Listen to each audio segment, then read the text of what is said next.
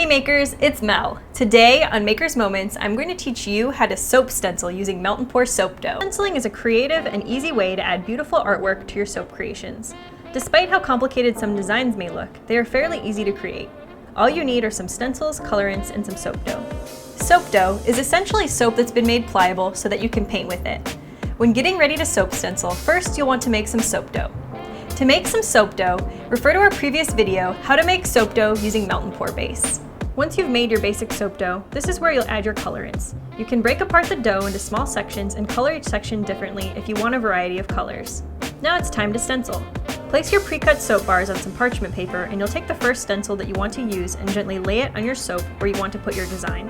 Once your stencil has been placed, take a small quarter-sized piece of the colored dough you like to use, and holding the stencil to your soap in one hand, with your free hand, begin pressing the soap dough along your stencil using firm pressure until the entire stencil is now filled with an even amount of colored dough.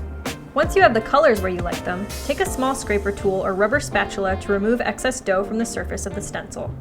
Gently lift the stencil from your soap and let it cure for 24 hours. Once your soaps have cured, you're ready to sell, gift, or use them as you wish. As an added bonus, you can use your remaining soap dough to make mold embeds, handmade shapes, or cookie cutter cutouts to add to your creations as well. Now that you know how to soap stencil using melt and pour soap dough, we can't wait to see what you create. Thanks for watching, and be sure to subscribe to our channel to stay in the know on all the latest makers tips and tricks. Happy making!